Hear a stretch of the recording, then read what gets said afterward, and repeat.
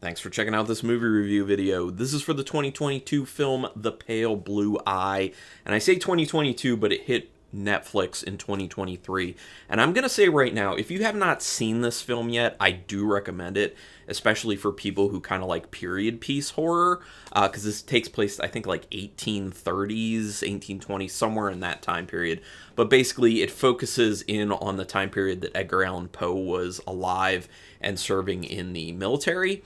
And it does have a Poe character, so if you're into Edgar Allan Poe stuff, this may be something for you. It feels very Poe-esque in the way it's written as well. So just some things to consider. Also the fact that I know that Netflix doesn't have like the best horror offerings necessarily, but some of their original stuff or exclusive stuff that they get, like The Pale Blue Eye, really is worth watching. I know that like older stuff that they get licensing for, it's not the best selection, unfortunately, but they do have some good newer stuff, and this is one of those films. I do recommend checking this one out. Granted, it is longer than it needs to be. Definitely longer than it needs to be. It clocks in a little bit more than 2 hours. I think it's like 2 hours and 6 minutes with credits and everything. So just so people are aware. This one was directed by Scott Cooper, who also did Crazy Heart, Out of the Furnace, Black Mass, Hostels, and Antlers. Which I thought Antlers was okay. Again, another film that was just too long for what it was. The story was okay. But if you like the aesthetics of Antlers, it's very much the same type of look. I mean, there's wonderful cinematography. It's directed very well. It looks phenomenal. The color palette that's chosen is very beautiful. So if you like the scenery in this, and you like interesting scenery, and you like snowy scenery, because that's when it takes place, so it's perfect that I'm reviewing it during December, although I don't know when I'm putting this review out. I think maybe it's still winter when I put this review out. I don't know, but it's very wintry, and it looks gorgeous. But I'll talk more about that as it goes on. But written by Cooper as well as Louis Bayard. It stars Christian Bale. So first of all, you know the acting is going to be very good. Christian Bale is phenomenal. He is the lead actor for this film. It also has Robert Duvall in it. He has a kind of smaller role, but it's always wonderful to see Robert Duvall. And also another big name, Gillian Anderson, who also does a really good job, but also I think has a much smaller role than you would have wanted. But the cast is quite good. All the acting, awesome. So quick synopsis, what is this about? It's about Christian Bale's character who is charged with trying to figure out for this military academy school what is going on with some of their recruits, because they're showing up murdered.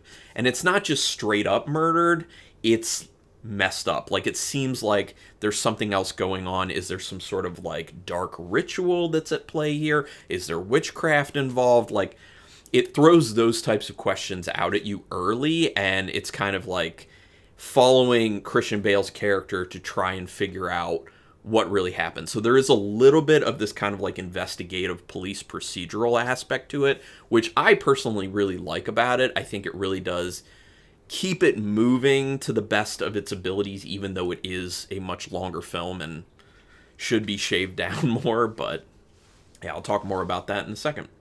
The film does immediately look very well shot, having a lot of wide shots of beautiful winter scenery.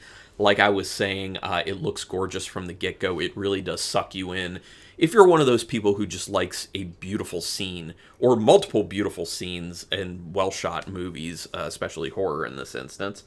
The other thing is, they obviously use set design and buildings that are supposed to be of that time period. I think they did a really good job with their scouting for shooting locations, and I think they did a really good job with their set design, and that stuff, it just looks so interesting. It looks so cool. So even though the film does kind of move slower, and it is a lot longer than it probably should be, you still have a lot to look at. There's a lot to be interested in, or at least for me, because I'm a person who, I don't know why, like I don't have a background in it. I didn't go to school for it or anything, but like interesting architecture, or like classical architecture in one way or another, or like architecture that's for that particular period that they're going for in a period piece film. It's always very interesting to me. I think it's because it's architecture I'm not used to seeing all that often in my daily life.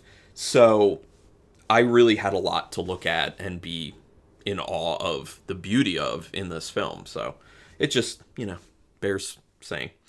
It's an interesting enough setup to hook you in, as it's about solving a mystery. Like I said, there's that investigative aspect, and they do get to that immediately. It starts with Christian Bale's character being summoned, basically, and they're saying, hey, here's the issue, go solve this. And so it's one person at first, and then it becomes more and more, there are more bodies that end up stacking up. So it becomes this kind of like race against time to figure out who's doing it so we can stop the killings.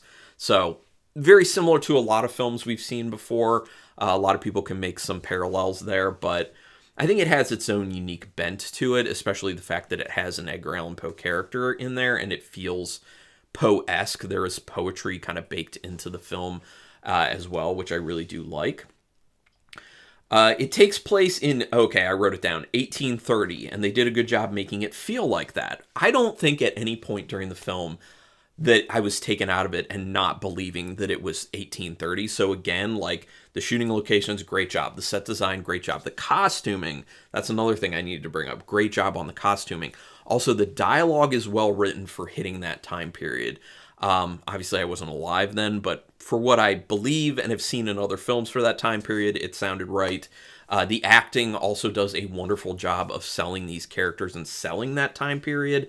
So wonderful. Again, I'm going down this path right now, and that's just reminding me to say to people, look, if you like time period like this, horror films, you should probably watch this film. But just know it's going to be a bit longer than some people would like, me included. The acting and dialogue come together to really sell the story and the time period. Again, the acting is top-notch for the most part. The time period is fun and interesting. The script writing, I think, is quite good. Again, I just think it needed to be kind of edited down a little bit for more brevity. Because the other thing, too, is there are a lot of scenes. It's not like every scene, but a lot of scenes that feel like they just go on too long. Now, some of them go on long, but it feels like it's warranted because it's doing a good job of kind of like building up tension and having kind of like this ominous atmosphere that's going on, which is great in the film. And they really do a good job of kind of capturing wonderful, kind of ominous, dread-filled atmosphere for the film, which I think, what was his name, Cooper again? Yeah, Cooper did a really good job with in Antlers, so it feels very similar to that, and a lot of that's done with kind of like camera work, and the score is good as well, but yeah. Yeah, in dark settings, they do a nice job of keeping things well lit while also making it seem like it's candlelit. One of my biggest issues, I say this all the time, is when things are in the dark and you can't see a thing. Like, what's the point of even shooting it at that point?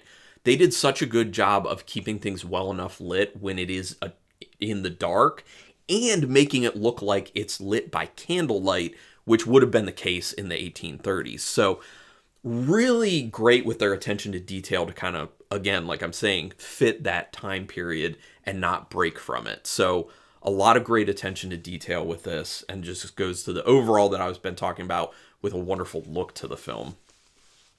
It moves very slowly, but the scenery, sound design, acting, and camera work keeps it engaging. There really are some, well, I mean, first of all, I already talked about how good it looks, so some wonderful camera work. But sound design is another thing that's very good in this film as well. I love the sound design of it.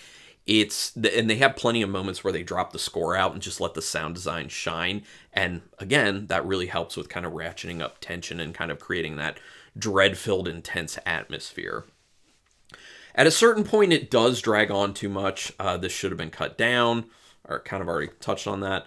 The ending is okay, but it is overly drawn out. Actually, I would say better than okay. I think it's a good ending.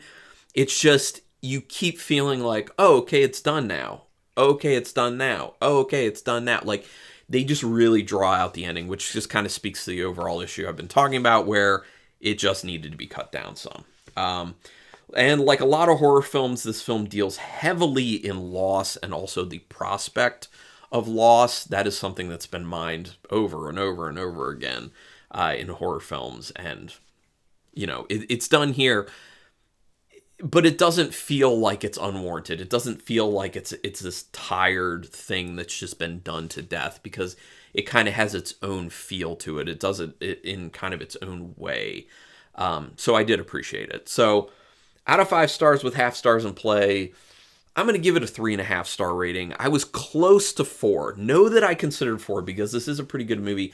I think I would have been able to get there if it didn't drag as much as it did at times and wasn't nearly as long as it was at times. But I know some people are going to see this and actually really love this film, or maybe you already have, and in that case, go ahead and put it in the comments. But officially, I'm going to go 3.5 stars, but I really got kind of close to going 4. If I did quarters, I'd definitely do 3.75, but I thought about the 4. But anyway, thank you so much for checking this out. Do me a favor, please like this video if you want to help me with the YouTube algorithm. Subscribe to my channel if you want to support me at all, because that's your best way to repay me for the free content.